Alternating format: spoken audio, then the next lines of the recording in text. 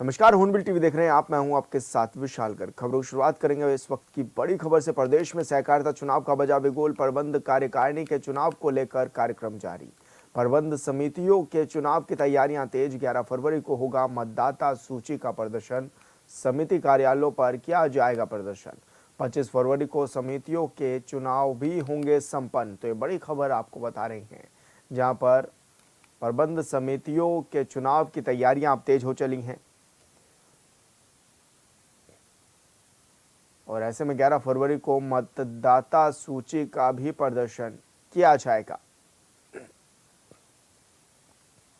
और इस दौरान समिति कार्यालयों पर ही प्रदर्शन किया जाएगा। तो ये बड़ी खबर आप तक पहुंचा रहे हैं, जहां पर 25 फरवरी को समितियों के चुनाव भी संपन्न किए जाएंगे। तो तैयारियां तेज हो गई हैं। सहकारिता के चुनाव होंगे प्रदेश में, जिसको लेकर अब बिगुल भी बज गया है। और संवाददाता अरुण सैनी हमारे साथ फोन लाइन पर जुड़ गए हैं। अरुण, क्या कुछ जानकारी मिल रही है, किस तरह की तैयारियां हैं चुनाव को लेकर? जी सर, बिल्कुल देखिए, निकाय चुनाव के बाद अब प्रदेश में सहकारिता चुनाव का बिल्कुल बच चुका है और सहकारिता के चुनाव को लेकर के तमाम तैयारियां जो है वो की जा रही हैं। और इसी के साथ ही सहकारिता के जो चुनाव है वो फरवरी में होंगे। 24 फरवरी को डायरेक्टर पद के चुनाव के लिए मतदान भी होगा। इसी के साथ ही जो है परिणाम भी शाम को ही आएंगे। इसी के साथ ही 25 फरवरी को सभापति व उप सभापति के लिए मतदान होगा और उसके भी परिणाम जो है 25 फरवरी से ही जो है घोषित किए जाएंगे। इस तरीके से सहकारिता के चुनाव को लेकर के अब पूरा गठजोड़ भी शुरू हो चुका है। और जो सहकारिता के चुनाव लड़ भी रहे हैं या जो डायरेक्टर पद के लिए चुनाव लड़ना चाहते हैं, उन्हें पूरी जोड़ तोड़ की राजनीति भी जो है वो शुरू हो चुकी है। और इस तरीके से सहकारिता के चुनाव प्रदेश में होने हैं। हालांकि सहकारिता में पोटबाजी मारता है, किससे सर बता सकता है, यह तमाम चीजें देखने वाली होंगी। तो ऐसे में क्या माना जाए अरुण, क्योंकि जिस तरह से तैयारियां अभी जारी हैं, ऐसे में विपक्ष भी अपनी तैयारियों में जुटा होगा। तो क्या माने कि किस तरह की चीज़ों को लेकर आमने सामने नजर आएंगे बीजेपी और कांग्रेस के नेता? जी विशाल, देखिए बिल्कुल, हालांकि जो ये सहकारिता का चुनाव है इस तरीके से पूरी तरीके से पार्टी का चुनाव नहीं होता, लेकिन फिर भी पार्टियां जो है इसमें अपने अपने जो कैंडिडेट हैं उन्हें जिताना चाहते हैं। जो डायरेक्टर के लिए चुनाव लड़ते हैं या फिर सभापति उप सभापति, क्योंकि उसका जो अन्य चुनाव होते हैं उनमें कहीं ना कहीं लाभ भी राजनीतिक दलों को मिलता है। तो ऐसे में इसको लेकर के तैयारियां जो है राजनीतिक दलों के द्वारा भी की गई है और शासन प्रशासन के द्वारा भी चुनाव को लेकर के तैयारियां की गई है। ऐसे में अब किस तरीके से दल भी इसमें बाजी मारते हैं, किस तरीके से तैयारियां रहती है, यह चीजें देखने वाली होंगी। लेकिन सहकारिता के चुनाव को लेकर के भी लंबे समय से कवायद चल रही थी। इसको लेकर तैयारियां जो है राजनीतिक दलों के द्वारा भी की जा रही थी और विपक्षी दल भी लगातार मांग कर रहा था कि सहकारिता के चुनाव कराए जाने चाहिए, क्योंकि सहकारिता के चुनाव भी लेट हुए हैं। तो अब ये चुनाव हो रहे हैं और ये चुनाव किस तरीके से रहते हैं, किस तरीके से पूरा चुनाव होता है, यह तमाम चीजें भी देखने वाली होंगी। बिल्कुल अरुण, बहुत शुक्रिया आपका तमाम जानकारी साझा करने के लिए। और बड़ी खबर का रुख करेंगे। यूसीसी को लेकर कांग्रेस करेगी जन जागरण अभियान तेज। और ऐसे में कांग्रेस ने तैयारियां तेज कर ली हैं। लोगों से मिलकर यूसीसी के बारे में चर्चा भी करेगी कांग्रेस। और लिव इन रिलेशनशिप को लेकर कांग्रेस नेता उठा रहे सवाल। लिव इन के बारे में माता पिताओं से भी ली जाएगी राय। यूसीसी को लेकर लागू होने के बाद से नहीं थम रहा सियासत। तो ये बड़ी खबर आप तक पहुंचा रहे हैं, जहां पर लगातार सियासत तेज हो गई है।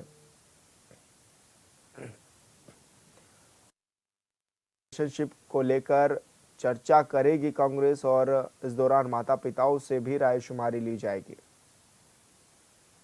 तो बड़ी खबर आपको बता रहे हैं, जहां पर यूसीसी लागू होने के बाद से लगातार सियासत तेज है। तू मैं की राजनीति भी लगातार जारी है। और ऐसे में यूसीसी को लेकर कांग्रेस अब जन जागरण अभियान की शुरुआत करने जा रही है और लोगों से मिलकर यूसीसी के बारे में चर्चा भी करेगी कांग्रेस पार्टी। और इस दौरान तमाम नेताओं को जिम्मेदारी दी गई है। और संवाददाता योगेश आर्य हमारे साथ फोन लाइन पर जुड़ गए हैं। योगेश, क्या कुछ जानकारी मिल रही है, किस तरह का अभियान चलाने जा रही है कांग्रेस?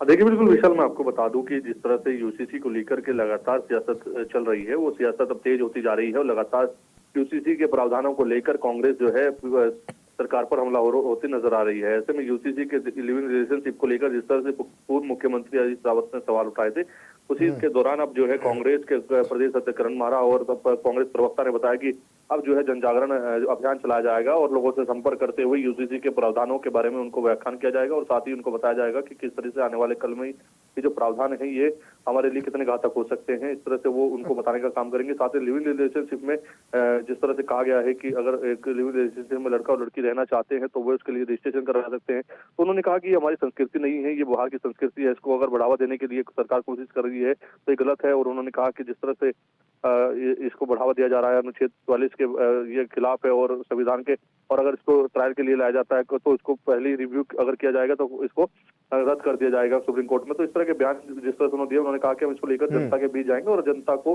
समझाने का काम करेंगे ताकि जो है जनता इसके ऊपर होकर जो है आवाज उठाए और इसको लिविंग रिलेशनशिप का जो कानून लाया गया है इसको रद्द हो। योगेश, लेकिन एक और तो पूर्व मुख्यमंत्री हरीश रावत मुख्यमंत्री पुष्कर सिंह धामी को यूसीसी बॉय बताते हैं, दूसरी तरफ ये इस तरह के अभियान चलाने की बात कर रहे हैं। तो क्या माने कि पार्टी क्या चाहती है, क्या करने की फिराक में है पार्टी, क्योंकि अलग अलग नेताओं के अलग अलग बयान भी अब देखे जा रहे हैं। हाँ देखिए, बिल्कुल जिस तरह से यूसीसी जो है मुख्यमंत्री को जो है पहले पूर्व मुख्यमंत्री रहे हरीश रावत ने बताया है, उन्होंने कहा कि यूसीसी को लेकर के लगातार जो है बयान किया जा रहा है, चुनावी सभाओं में इसका जिक्र किया गया, साथ ही अब दिल्ली के चुनाव में इसका जिक्र किया जा रहा है। और उन्होंने कहा कि जिस तरह से हमारी परंपरा नहीं है कि यूसीसी में रिलेशनशिप में लड़का और लड़की शादी से पहले इस तरह के संबंधों में रहे, ये हमारी संस्कृति नहीं है और इसको लेकर के बढ़ावा दिया जा रहा है। लव जिहाद की बात करती है और लव जिहाद को बढ़ावा अच्छा मिलेगा। तो इस तरह के आरोप जो है जिस तरह से उन्होंने कल अपनी एक पोस्ट क्लिक करके थी, लेकिन अब उसी का दूसरे प्रारूप पर देखा तो जो देखा जाए तो कांग्रेस जो है अब जन जागरण अभियान चलाकर लिविंग रिलेशनशिप में किए गए प्रावधानों को लेकर जनता के बीच जाएगी और माता पिताओं से राय मांगेगी कि क्या भविष्य के लिए वो अपने बच्चों को इस तरह के कानून के तहत रहने की इजाजत देते हैं नहीं देते हैं, और अगर ऐसा है तो उसको लेकर के वो लोगों को सरकार के विरुद्ध खड़ा करना चाहते हैं कि सरकार के विरुद्ध जनता ही खड़ी हो और इसको जो है रद्द करने की मांग करे। जी लेकिन योगेश, कहाँ से इस अभियान की शुरुआत होगी और कौन बड़े नेता ऐसे हैं जो इस अभियान की शुरुआत करने जा रहे हैं? देखिए, इसमें जो प्रदेश अध्यक्ष करण मारा उन्होंने इसको लेकर के कहा है कि इसमें पूरी एक टीम गठित की जाएगी और वो टीम जो है गांव जाकर के गांव क्षेत्र के लोग, ग्रामीण क्षेत्र के कांग्रेसी कार्यकर्ता हैं, वहाँ के नेता हैं स्थानीय, उनके साथ मिलकर के लोगों को जागरूक करेगी, चौपाल करेगी और उनको जागरूक करेगी कि आखिरकार जिस तरह से यूसीसी को लागू किया गया है उसमें लिविंग रिलेशनशिप का प्रावधान लाया गया है, ये कितना घातक हमारे लिए हो सकता है, परवर्ती संस्कृति और संस्कृति को खत्म करने का काम कर सकता है। तो इसको लेकर के वो ग्रामीण क्षेत्र से शुरुआत करने जा रही है और जल्द इसकी शुरुआत कर कांग्रेस जो है लोगों को जागरूक करेगी। लोगों की क्या कुछ प्रतिक्रियाएं आ रही हैं यूसीसी को लेकर? ठीक है, पार्टी का अपना आपस में तू मैं जारी है, लेकिन ऐसे में जो स्थानीय लोग हैं या फिर जो ऐसे लोग हैं जो राज्य के हैं, वो क्या कुछ कह रहे हैं? देखिए, अभी लोगों की प्रतिक्रिया जो है यूसीसी को लेकर स्पष्ट नहीं हो पा रही है, क्योंकि जिस तरह से यूसीसी लागू हुआ है उसको समझने में थोड़ी सी अभी कठिनाई हो रही है। लोग समझ नहीं पा रहे हैं कि किस तरीके से पूरा रूप है इसको लागू किया गया है। हर आदमी इसको गूगल पर पढ़ना चाहता है कि आखिरकार इसमें जो प्रारूप है वो कितने हमारे लिए फायदेमंद होंगे आने वाले कल के लिए। लेकिन जिस तरह से जो है सरकारों पर सवाल उठ रहे हैं, सरकार के लेकर विपक्ष सवाल उठा रहा है, वो देखने वाली बात है कि आखिरकार जनता को कितना अपने साथ जोड़ पाते हैं और कितना जनता को जो है इस कानून के खिलाफ खड़ा कर पाते हैं। जी बिल्कुल योगेश, बहुत शुक्रिया आपका तमाम जानकारी साझा करने के लिए।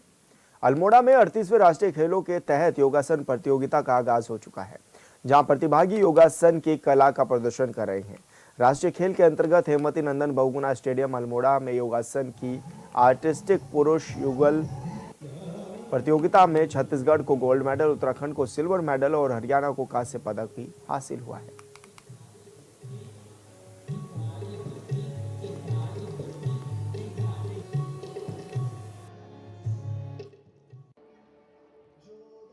अल्मोड़ा में पहली बार ये राष्ट्रीय खेल हो रहे हैं और बहुत अच्छा उत्साह है, और जो हमारी संस्कृति है इसका प्रचार प्रसार पूरे देश में हो रहा है। पूरे देश के खिलाड़ी काफ़ी अपने आप को संतुष्ट महसूस कर रहे हैं और हम लोग इसका एक पार्ट होकर अपने आप को अच्छा महसूस कर रहे हैं। इसी तरह से ये खेल सकुशल चलता रहे, ये प्रार्थना है, और इसे हम लोग शांतिपूर्ण और अच्छे से निपटाएंगे। हम उत्तराखंड के लिए बहुत ज़्यादा मेहनत कर रहे थे। हमारी पूरी फेडरेशन इस गेम के पे लगी हुई थी। हमारी कोचिंग पिछले 6 महीनों से चल रही थी और हम मेडल, गोल्ड मेडल से थोड़ा सा चुके हैं बिल्कुल, और हमारा सिल्वर आने पे हमें बहुत ही ज़्यादा खुशी है। विकास सर ने, हमारे जो कोच हैं उन्होंने बहुत ज़्यादा सपोर्ट किया, उन्होंने बहुत कुछ सिखाया। फीलिंग बहुत अच्छी है। प्रैक्टिस तो गोल्ड मेडल मैच की थी और फाइट बहुत अच्छी थी। मैच करके काफ़ी अच्छा लग रहा है। अभी गोल्ड मेडल हरियाणा टीम को रिप्रेजेंट करा हमने, रेड टीम के लिए ब्रॉन्ज मेडल जीता है। नेक्स्ट गोल्ड के लिए तैयारी पूरी पक्की तैयारी है हमारी। जो नेक्स्ट इवेंट अभी 3 तारीख को ना डिस्ट्रिक्ट ग्रुप के लिए पूरी गोल्ड की दावेदारी। हमने आज फर्स्ट टाइम नेशनल गेम में पार्टिसिपेट किया और फर्स्ट टाइम में ही हमने इस गोल्ड मेडल को प्राप्त किया। इसकी वजह से हमें बहुत खुशी है और अपने स्टेट को हम इतना ऊपर कर पाए। हरिद्वार के रोशनाबाद स्थित स्टेडियम में चल रहे नेशनल गेम्स में कबड्डी प्रतियोगिता के फाइनल मुकाबला भी खेला गया है, जहां पुरुष वर्ग में उत्तर प्रदेश और महिला वर्ग में हिमाचल प्रदेश की टीमों ने शानदार प्रदर्शन करते हुए खिताब अपने नाम किया है। वहीं पुरुष वर्ग के फाइनल मुकाबले में उत्तर प्रदेश की टीम ने दमदार खेल का प्रदर्शन करते हुए चंडीगढ़ की टीम को 57-43 के अंतर से हरा दिया।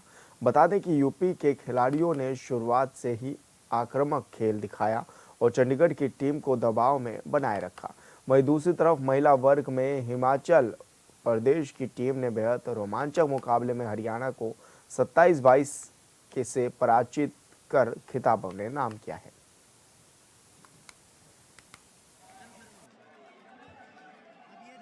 हमारा अनुभव बहुत अच्छा रहा और हम बहुत ज़्यादा खुश हैं। आपके थ्रू मैं सभी लोगों का धन्यवाद करना चाहूँगी क्योंकि यहाँ के हमें बहुत ज़्यादा प्यार मिला है, ऑडियंस के थ्रू भी और यहाँ के स्टाफ मेंबर सारे जितने भी थे सबने बहुत प्यार दिया हमें और हमें जीत के बहुत ज़्यादा अच्छा लग रहा है क्योंकि हम तीसरी बार विन हुए हैं और हम अपनी विक्ट्री को कंटिन्यू कर पाए तो बहुत ज़्यादा खुश है। ये हमारे लिए बहुत ज़्यादा अच्छा मूवमेंट है क्योंकि हमारा पड़ोसी प्रदेश है और यहाँ पे पहला टूर्नामेंट में खेल रही हूँ और इतना अच्छा आयोजन करवाया गया है सरकार के द्वारा और रहने का, खाने का, ग्राउंड का सब कुछ बहुत ज़्यादा अच्छा है और यहाँ पे लोग भी इतने अच्छे हैं, बहुत सपोर्ट कर रहे हैं, प्यार कर रहे हैं और यहाँ के बहुत ज़्यादा अच्छा लगा और खेलने का एक्सपीरियंस भी बहुत अच्छा रहा शुरू से लेकर।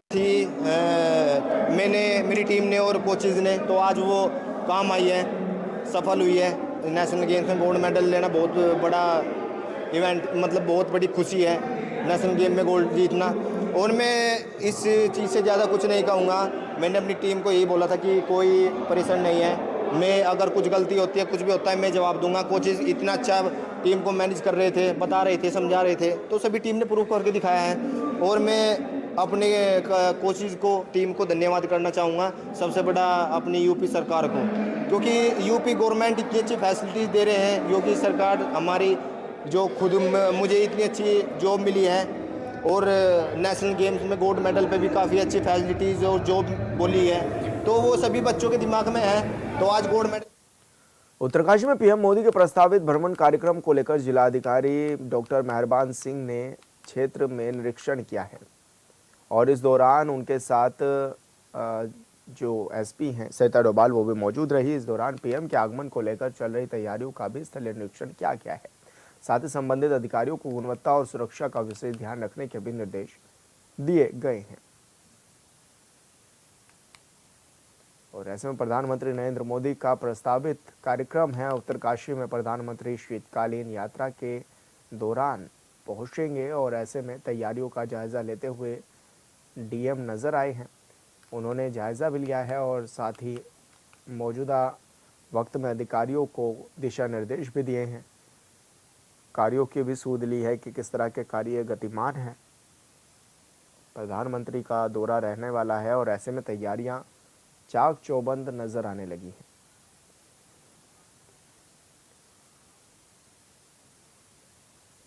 और संवाददाता दीपक नोटियाल हमारे साथ फोन लाइन पर जुड़ गए हैं। दीपक, क्या कुछ जानकारी मिल रही है, किस तरह की तैयारियां हैं प्रधानमंत्री के दौरे को लेकर? आपको बता दूं कि जनपद उत्तरकाशी में इसी महीने जो है प्रधानमंत्री नरेंद्र मोदी का जो है हर्षिल दौरा प्राप्त है, क्योंकि पहले ये 5 तारीख होना था, लेकिन जो है उसके बाद 20 या 28 फरवरी को जो है ये डेट बताई जा रही है। लेकिन जो है जो उत्तरकाशी जिला प्रशासन लगातार तैयारियों में जुट गया है। जो माँ गंगा का शीतकालीन माई का मुखवा उसको जो है सजाया जा रहा है। साथ ही साथ जो उधर के जो बड़े बड़े विकास कार्य वहाँ पे किए जा रहे हैं ताकि जो प्रधानमंत्री नरेंद्र मोदी आए तो क्षेत्र को एक बहुत बड़ी सौगात दे सके। जी, लेकिन दीपक, उत्तरकाशी में किस किस जगह पर प्रधानमंत्री नरेंद्र मोदी जा सकते हैं, क्या कुछ सूचना भी मिल पा रही है? जी बिल्कुल, प्रधानमंत्री नरेंद्र मोदी का ड्रीम प्रोजेक्ट है बायरेट विलेज, जिसके अंतर्गत जो जनपद उत्तरकाशी के सीमांत विकासखंड भटवाड़ी के जो 6 गाँव है उनको जो है बायरेट विलेज के तहत जो है आगे बढ़ाया जा रहा है और गाँव में जो विकास कार्य किए जा रहे हैं। लेकिन फिलहाल जो प्रधानमंत्री नरेंद्र मोदी के जो दौरा है वो मां गंगा के शीतकालीन प्रवास मुकवा और हरसिल में है और वहाँ पे जो है लगातार जो है जिला प्रशासन तैयारी में जुटा हुआ है। जी, लेकिन अभी जो जिला प्रशासन तैयारियां करता हुआ नजर आ रहा है, किस तरह की तैयारियां देखी भी जा रही है, किस तरह के दिशा निर्देश दिए जा रहे हैं, क्योंकि लगातार जो शीतकाल की यात्रा है वो भी गतिमान है, उसमें किस तरह से जो लोग हैं उनको सुविधा देने की कोशिश की जा रही है? जी बिल्कुल, आपको बता दूं कि अभी हरसिल में अगर मैं बात करूं तो हरसिल क्षेत्र में जो है पार्किंग का निर्माण किया जा रहा है। साथ ही साथ जो वहाँ पे जो रास्ते हैं उनको जो है ठीक किया जा रहा है। साथ ही साथ जो वहाँ पे दीवारें हैं उनको जो है गढ़वाली रंग में जो है रंगा जा रहा है। साथ ही साथ में जो वहाँ पे जो है चिकित्सा व्यवस्था है उसको सुधारा जा रहा है। साथ ही साथ में जो हेलीपैड से लेके जो सड़क सुविधा है उसको जो है ठीक किया जा रहा है। जो माँ गंगा का शीतकालीन प्रवास है मुकवा गाँव, उनको जो है गाँव को जो है बिल्कुल नए रूप में जो है डेवलप किया जा रहा है ताकि जब नरेंद्र मोदी यहाँ पे आए तो किसी भी प्रकार की दिक्कत न हो। जी बिल्कुल दीपक, बहुत शुक्रिया आपका तमाम जानकारी साझा करने के लिए। हरिद्वार जिले के 17 थानों और कोतवाली को अब खर्च के लिए नगद धनराशि दी जाएगी। नई व्यवस्था के तहत सभी थानों के लिए बैंक खाते खोलने के निर्देश जारी किए गए हैं, जिससे अब धनराशि सीधे खातों में ट्रांसफर की जाएगी।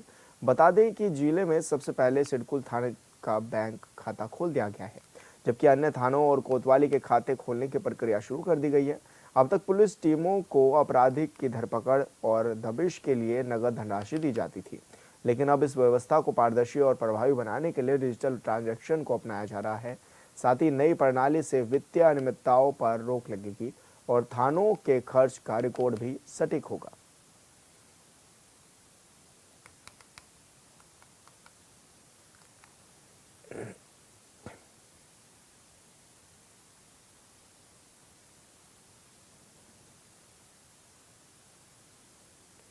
भगवानपुर क्षेत्र के मानक माजरा गांव में स्थानीय विधायक के प्रस्ताव पर आंतरिक सड़कों का निर्माण कार्य चल रहा है, जिसमें सड़क पर भरान की जरूरत होने पर ग्राम प्रधान पति अब्दुल मलिक और ग्रामीणों ने मिलकर श्रमदान किया और अपने ट्रैक्टर से मिट्टी भराव का काम सड़क ऊंची उठाने के लिए किया है। इस संबंध में ग्रामीणों ने बताया है कि जो काम PWD विभाग की ओर से करवाया जा रहा है उसमें सड़क को ऊंची उठाने के लिए मिट्टी का एस्टीमेट नहीं है। सड़क पर तालाब के किनारे पानी बहुत ज़्यादा हो जाता है, जिसके चलते एक बच्चे की भी डूबकर पहले मौत हो चुकी है। हालांकि इसलिए इस सड़क को ऊंचा उठाकर बनाने के लिए श्रमदान किया जा रहा है। बस कुछ नहीं है, प्रधान जी हमारे साथ है, जनता उसके साथ लगी हुई है। पैसे इकट्ठे करके कुछ प्रधान जी पैसे दे रहे, कुछ मोहल्ले वाले इकट्ठे कर रहे। हम हर साल हमारे 2-3 घर जीव रोके यहाँ सारे डूबो। पिछले साल भी प्रधान ने पानी कटवा था 5,000 रुपए देकर, और लोग कह रहे कहने लगे जी हमें तो 20,000 रुपए चाह रहे। कहेंगे चाह रहे 20,000 रुपए, प्रधान अपने घर में गिरवा रहा, मट्टी सड़क पर गिरवा रहा प्रधान। सब लोगों का फायदा, कई प्रधान का किले का फायदा हो रहा है। ये जो सड़क बननी है ना, इस सड़क को मैंने जय साहब को बुलाए थे अब सर 10-15 दिन पहले, और सड़क जय बुलाने के बाद मैंने उसमें मिट्टी की बात रखी जय साहब से। जय साहब ने बोला था कि मिट्टी नहीं डलवा सकते, हमारे एस्टीमेट में मिट्टी नहीं है। मैंने जय साहब को बोला था, मगर जी पिछली बार एक बच्चा डूब के मर गया था यहाँ, इस गहराई बहुत ज़्यादा है जी। और हर साल इस सड़क पे पानी भरता है। यहाँ झिमरे घर है, उन्हें बड़ी दिक्कत होती है। तो इसमें फिर हमने श्रमदान करा।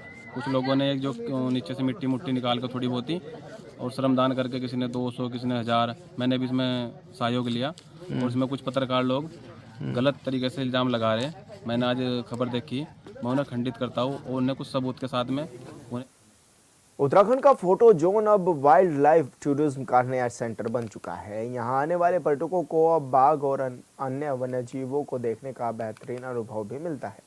बाघों की बढ़ती संख्या और बेहतर सुविधाओं की वजह से अब फोटो जोन पर्यटकों के बीच तेजी से लोकप्रिय हो रहा है। यहाँ की खासियतों में से एक है उत्तराखंड का पहला टी हाउस, जहाँ जंगल के बीच रहकर टूरिस्ट एक अनूठा अनुभव ले सकते हैं। वहीं DFO प्रकाश चंद आर्य ने बताया है कि यहाँ टूरिज्म मैनेजमेंट को और बेहतर किया जा रहा है। हालांकि ये जोन पहले से ही तैयार था।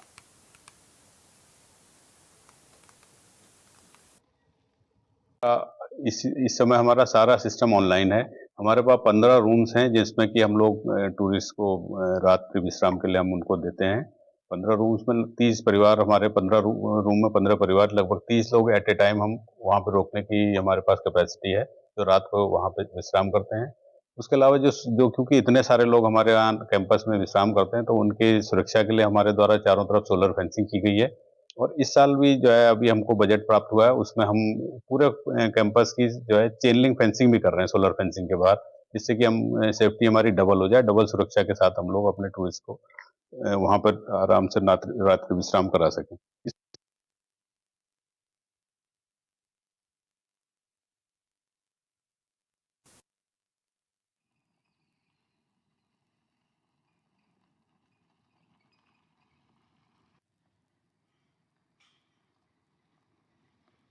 के सपनों को धरातल पर उतारा जा रहा है, डीएफओ ने कहा है। और ऐसे में रामनगर में अब लगातार लोग पहुंचते हुए नजर आ रहे हैं। उत्तराखंड का पहला टी हाउस बना है फोटो जोन। टूरिस्टों की पहली पसंद अब बनता हुआ नजर आ रहा है। और ये देखा भी जा रहा है कि रामनगर में अब तादाद लगातार बढ़ती हुई नजर आ रही है।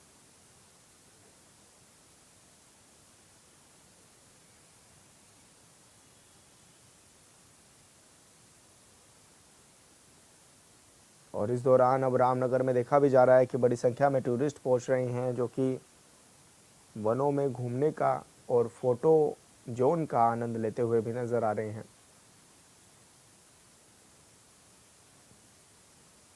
टूरिस्टों की पहली पसंद बनता हुआ नजर आ रहा है रामनगर वन क्षेत्र।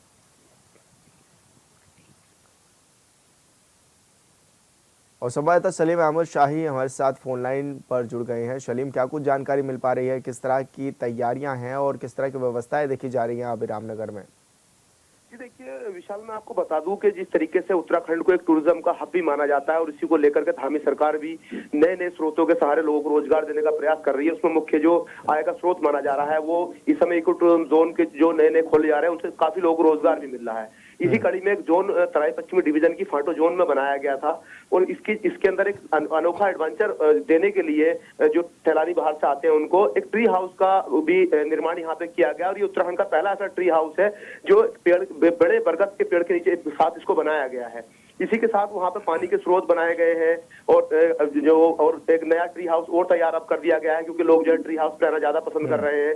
इसी के साथ ही जो जानवरों के पानी पीने के तालाब है वो बनाए जा रहे हैं। नए नए वहाँ पे व्यवस्थाएं टूरिस्ट को रुकने के लिए उनके लिए रूम बनाए जा रहे हैं। तो कई ऐसी व्यवस्थाएं वहाँ पे बना दी गई है। टूरिस्ट जो है वहाँ पे आने के लिए उत्सुक है और टाइगर जो है आसानी से वहाँ देखा जा रहा है, क्योंकि बड़ी संख्या में टाइगर होना वहाँ पे और कहीं टाइगर सीटीआर क्षेत्र जो है वो लगा हुआ है, तो कहीं ना कहीं उसका भी इसको बेनिफिट मिलता है कि सीटीआर के भी बाघ कई बार इसमें रहने के लिए आ जाते हैं। जी बिल्कुल सलीम, बहुत शुक्रिया आपका तमाम जानकारी साझा करने के लिए।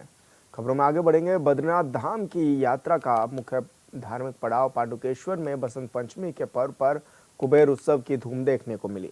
देव उत्सव में भगवान बद्री विशाल के खजांची को कुबेर अवतारे पुरुष के बसंत पंचमी के अवसर पर अपने अस्त्र खड़ग की नोक पर आसन लेकर गंगाजल और दूध से भरे घड़ों से पवित्र दिव्य स्नान किया गया। इस मौके पर भारी संख्या में भक्तों की भीड़ भी नजर आई।